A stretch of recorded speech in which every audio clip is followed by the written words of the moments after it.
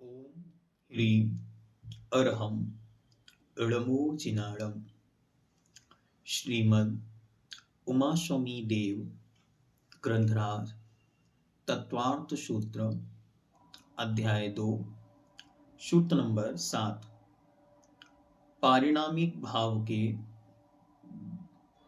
3 भेद। पारिणामिक भाव क्या है?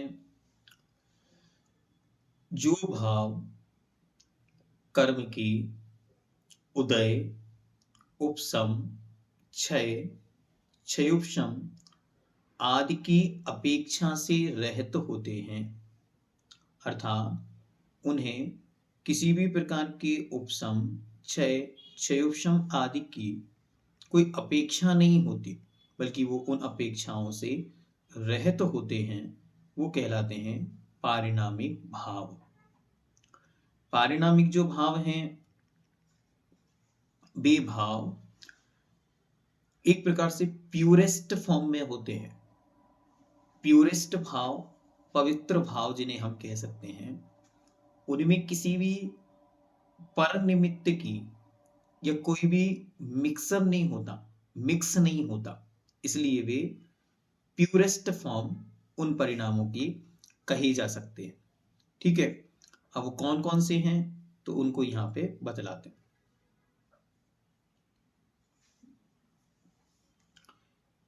जीव भव्या भव्यत्वनि च, जीव भव्या भव्यत्वनि च, जीव भव्या भव्यत्वनि च।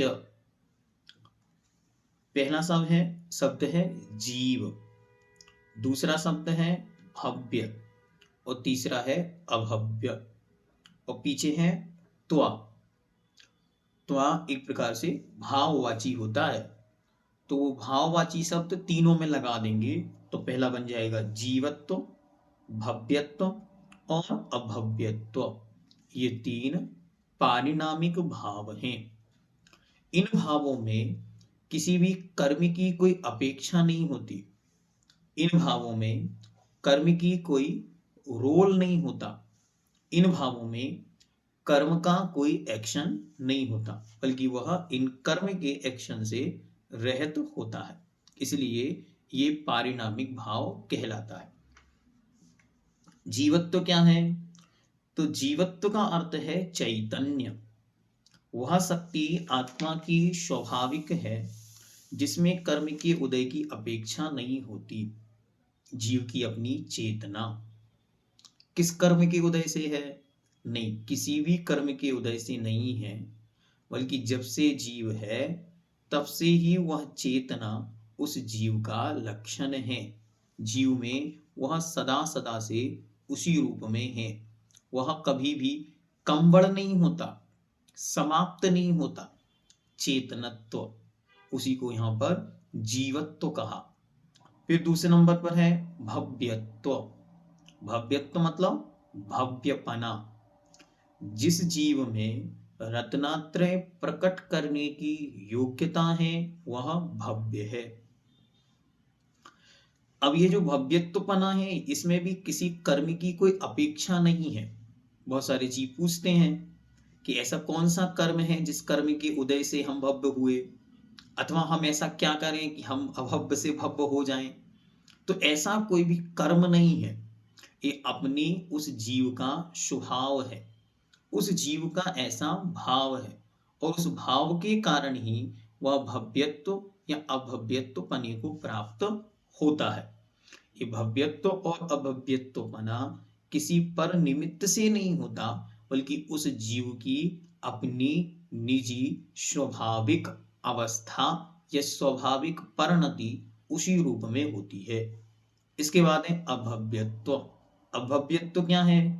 तो जिस आत्मा में रत्नात्रय प्रकट करने की, मोक्ष जाने की योग्यता नहीं है वह अभव्य है।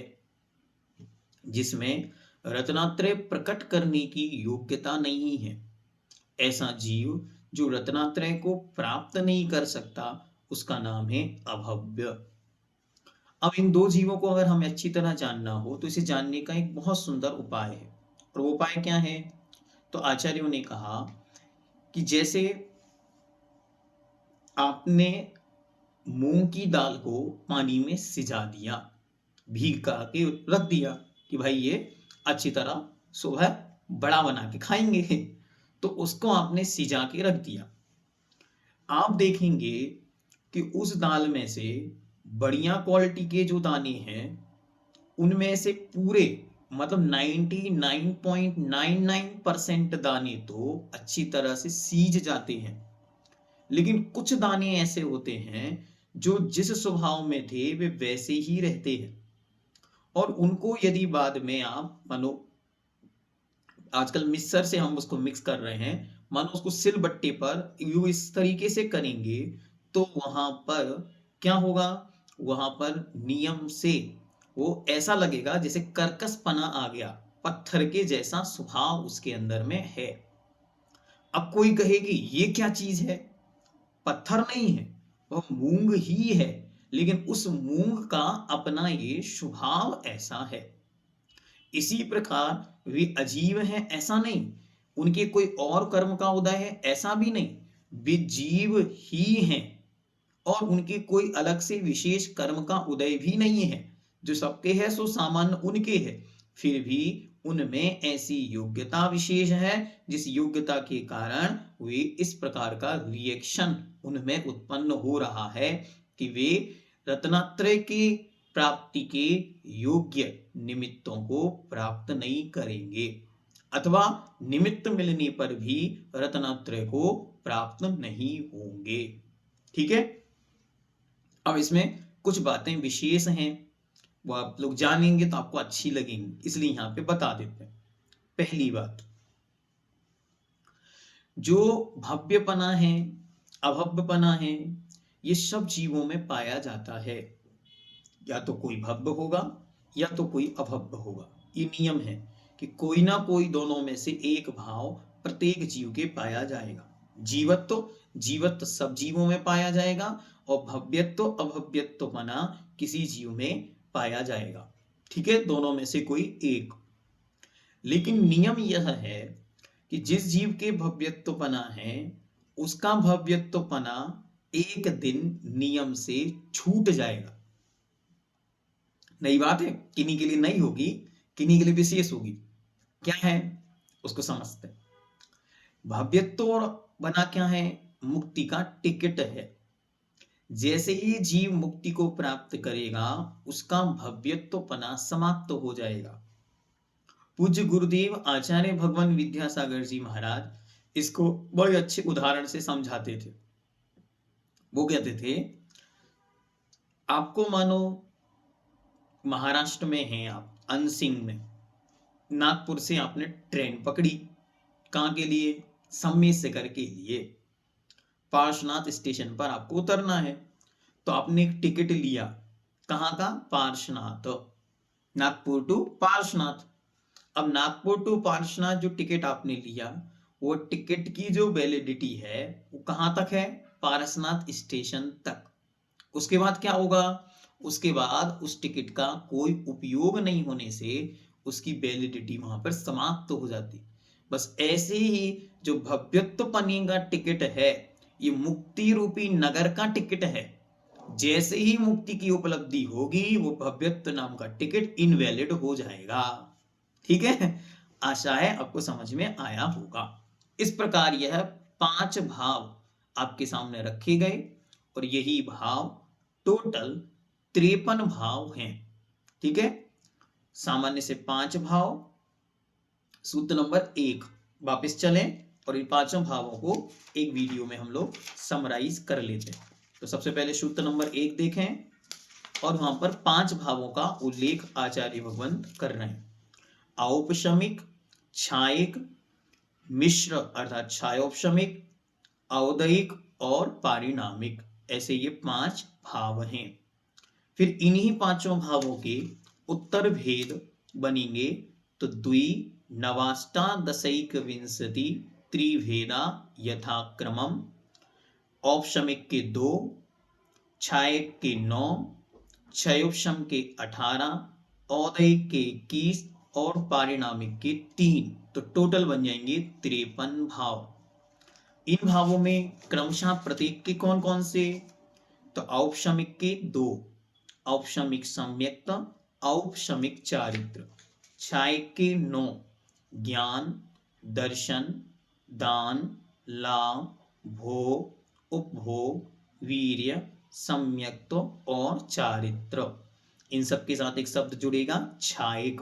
ठीक, छायक ज्ञान, छायक दर्शन, छायक दान, छायक लाभ, छायक भोग, छायक उपभोग, छायक वीर, छायक सम्यक्त और छायक चारित्र। इसका मतलब था छायोपशमिक। छायोपशमिक भाव के 18 भेद। ज्ञान 4 प्रकार का, अज्ञान 3 प्रकार का, दर्शन 3 प्रकार का, लब्धि 5 प्रकार की, सम्यक्त 1, चारित्र 1 और संयमा संयम 1। टोटल कितने हुए, टोटल हुए 18। इसके बाद आया औदायिक। औदायिक मतलब उदय से होने वाले भाव। गति 4, कषाय 4, लिंग 3, मिथ्या दर्शन 1, अज्ञान 1, असंयत 1, असिद्धत्त 1, लेश्या 6। इस प्रकार ये औदयिक के 21 भेद।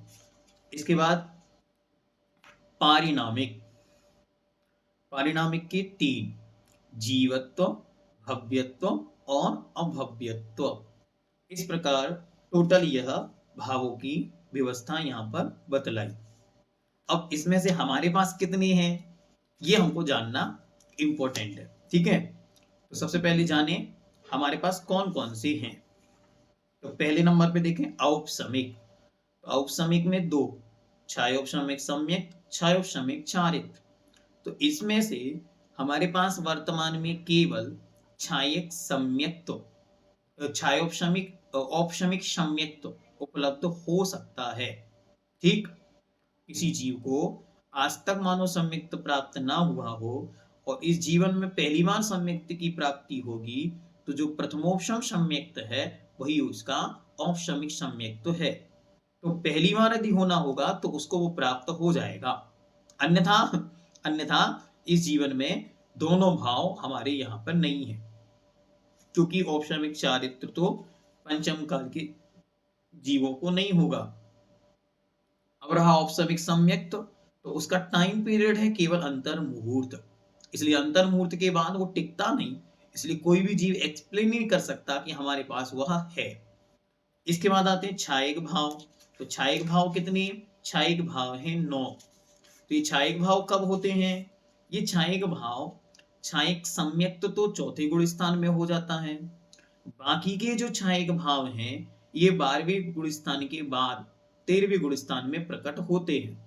ठीक है, सामान्य से 10वें गुण स्थान के बाद छायक चारित्र हो जाता है और 12वें गुण स्थान के बाद ये सब प्रकट होते। लेकिन वर्तमान में किसी को भी छायक सम्यक तो नहीं होता, इसलिए पंचम काल में इनमें से एक भी भाव हम में से किसी को भी प्रकट नहीं हो सकते। ठीक है, अब आया छायोपशमिक भाव। तो छायोपशमिक भाव में हमारे पास कितने भाव हैं, तो अच्छी तरह एक बार फिर से देखें। ज्ञान, तो ज्ञान हमारे पास 2, अगर हम अपने को सम्यक दृष्टि मान रहे हैं उस अपेक्षा से लगाना, तो ज्ञान 2, अज्ञान 0, दर्शन 2, लब्धि 5, तो टोटल हो गए 9। ठीक है, इसके बाद सम्यक तो 1, तो हो गए 10, चारित्र 0, संयम असंयम 0। ये किसकी अपेक्षा लगाया, एक सम्यक दृष्टि मनुष्य की अपेक्षा। अब हम लगाएं किसी देशव्रती की अपेक्षा। देशव्रती मतलब जिन्होंने प्रतिमाओं को धारण किया अथवा एलक, चुल्लक, आरिका माताएं, उनकी अपेक्षा लगाएंगे तो कितने भाव, तो एक भाव और बढ़ जाएगा, संयमा संयम। ठीक है, उनके एक भाव और बढ़ गया, तो उनके हो गए 11 भाव। और मुनि महाराज की अपेक्षा लगाएंगे तो उनको संयमा संयम की जगह पर चारित्र, छायोपशमिक चारित्र, तो उनके भी 11 भाव हो गए। अब हम किसी मिथ्या दृष्टि जीव की अपेक्षा लगाएंगे तो उसके क्या होगा, ज्ञान 0, अज्ञान 2, दर्शन 2, लब्धि 5, सम्यक तो 0, तो ऊपर से काउंट करो तो 2 4 5 9 हो गए। तो उस जीव के सम्यक 0, चारित्र 0, संयम संयम 0, तो उसके बचे 9 भाव। ठीक है, तो इस प्रकार इनको घटित करना। इसके बाद आते हैं औदैहिक भाव में। तो औदैहिक भाव में हमारे पास कितने हैं? गति 4, चारों में से एक समय में एक। कषाय चारों, एक समय में एक। लिंग तीनों, लेकिन एक समय में एक। मिथ्या दर्शन, अगर हम सम्यक दृष्टि हैं तो नहीं है मिथ्या दर्शन। ठीक, अज्ञान, अज्ञान है। सम्यक असंयत है, और असिद्धत्व, असिद्धत्व है। लेश्या एक समय में एक। तो टोटल हमारे पास 7 भाव हुए। अब मिथ्या दृष्टि की अपेक्षा लगाएंगे तो उसके एक मिथ्या दर्शन और बढ़ जाएगा, तो उसके 8 भाव हो जाएंगे। मुनि महाराज की अपेक्षा लगाएंगे तो उनके एक भाव कम हो जाएगा, क्योंकि उनके मिथ्या दर्शन भी नहीं है और असंयतपना भी नहीं है। तो इसलिए जिसकी अपेक्षा लगाया जा रहा है उस जीव को अपेक्षा उसको देखना होगा। फिर आते हैं सूत्र नंबर 7। सूत्र नंबर 7 में क्या है? पारिणामिक भाव। तो पारिणामिक भावों में हमारे पास कौन सा है? तो एक है जीवत्व, जो हम में निरंतर पाया जाता है, हमेशा रहने वाला है।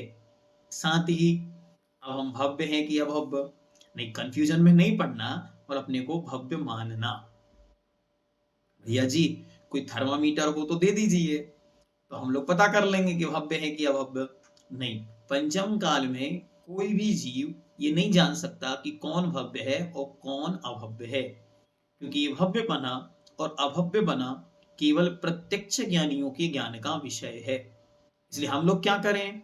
हम लोग कुछ भी ना करें, मतलब नो डाउट, बस हमेशा अपने को भव्य मानकर और सम्यक्त की उपलब्धि, चारित्र्य की उपलब्धि, ज्ञान की उपलब्धि के पुरुषार्थ में निरंतर लगे रहें। दादा गुरुवर महाकवीश्वर श्री ज्ञान सागर जी महाराज के श्री चरणों में किसी ने निवेदन किया, महाराज हम भव्य हैं या अभव्य कैसे पहचाने? तो उन्होंने कितना सुंदर, शॉर्ट और स्वीट उत्तर दिया, जो हम सबको याद रखना। उन्होंने कहा, इस भीषण पंचम काल में जिनका उपयोग श्रुत में अर्थात स्वाध्याय में, जिनवाणी में, धर्म में, व्रत में और संयम में लग रहा है, वे अभव्य तो हो ही नहीं सकते। अब क्या करना? अपनी अपनी पीठ ऐसे ऐसे थपथपा लो, हम लोग तो भव्य हैं। ठीक है, ये निर्णय हो गया। यद्यपि ये केवली भगवान ने डायरेक्ट रूप में आपको इस तरीके से नहीं कहा, ठीक है, लेकिन सामान्य कथन में इस प्रकार की व्यवस्था उपलब्ध है। और दादा गुरुजी ने ये बात जब से कही तब से हम तो अपने को भव्य मानते हैं। उस वाक्य के अनुसार हम सब अपने को भव्य माने, क्योंकि जैसा हम मानेंगे तदरूप पुरुषार्थ भी कर पाएंगे। जब हम मानेंगे ही नहीं तो पुरुषार्थ कैसे होगा? इसलिए पहले मान्यता में लाएंगे, तब फिर पुरुषार्थ वैसा होगा। तो इसलिए हम अपने को भव्य माने, भव्य के साथ अपने को सम्यक दृष्टि भी माने। हम सम्यक दृष्टि हैं नहीं है, इसका निर्णय कैसे होगा?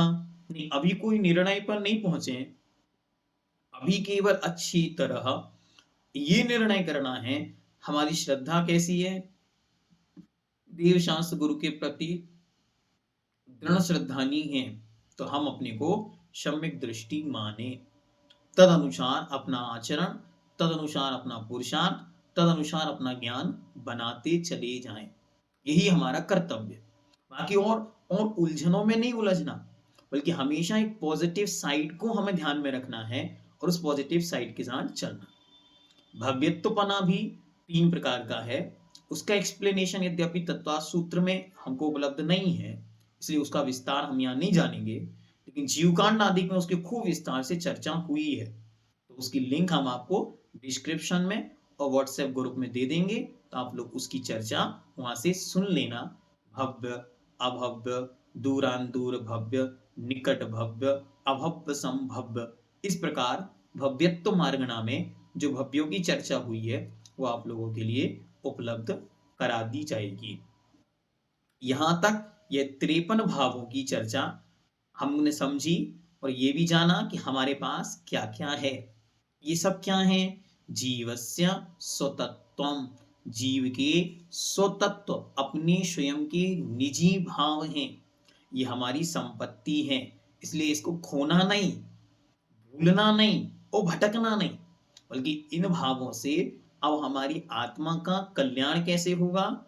तो औदैहिक भावों से छायोशमिक पना पाना है, और छायोशमिक से छायिक पना पाना है, और छायिक भावों से परम पारिणामिक भावों को प्राप्त करके हमें एक दिन सिद्धत्व को उपलब्ध करना है, अर्थात मुक्ति को प्राप्त करना है। वही आत्मा की वास्तविक परम पारिणामिक अवस्था है। जैनम जयतु शासनम।